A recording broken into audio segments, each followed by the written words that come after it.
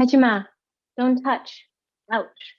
My my mother, tells me not to touch the stove where she's making my favorite spicy Korean stew, kimchi jjigae, and it's bubbling away. I ran laps around the small mother of pearl table saying, don't touch, ouch, don't touch, ouch. My ability to speak was a manifest destiny of family prayers. My family worried that this premature baby, born at 26 weeks and weighing only 2 pounds, couldn't talk. I am the daughter of a fierce, independent firecracker of a Korean mother. I'm also the daughter of a white, privileged, Republican, retired military Boston police officer. I drowned in a sea of endless don't.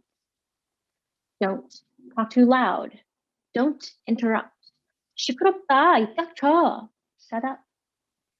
Don't let your friends wear their shoes in the house. Don't cry. Don't talk about your feelings. Don't tell me you don't want to be a doctor. And don't dishonor your family. Every don't was another mile wedged between me and my white friends. When it came to my Korean friends, I proved that I was just like them. I went to Hangul Hakgyo, Korean church, and I practiced my accent.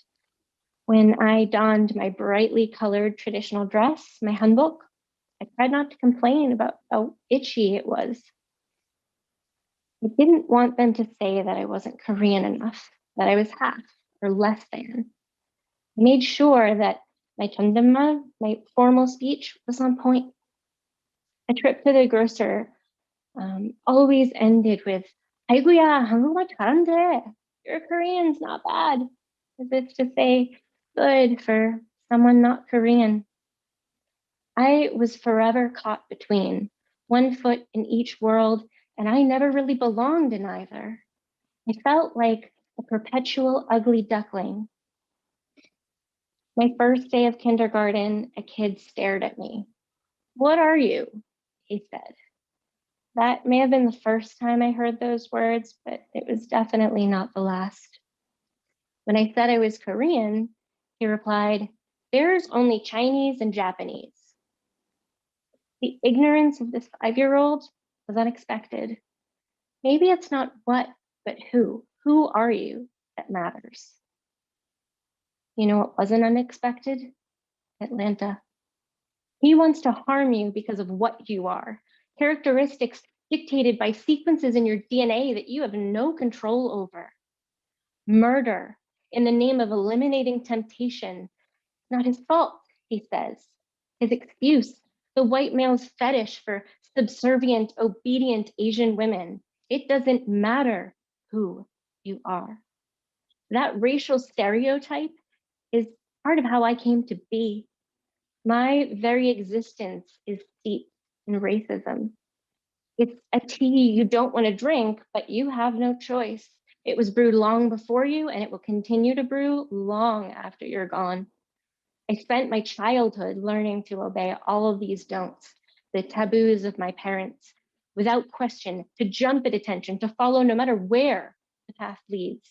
And when neither side will claim you as one of their own, it seems cruel that doors of every direction shut you out.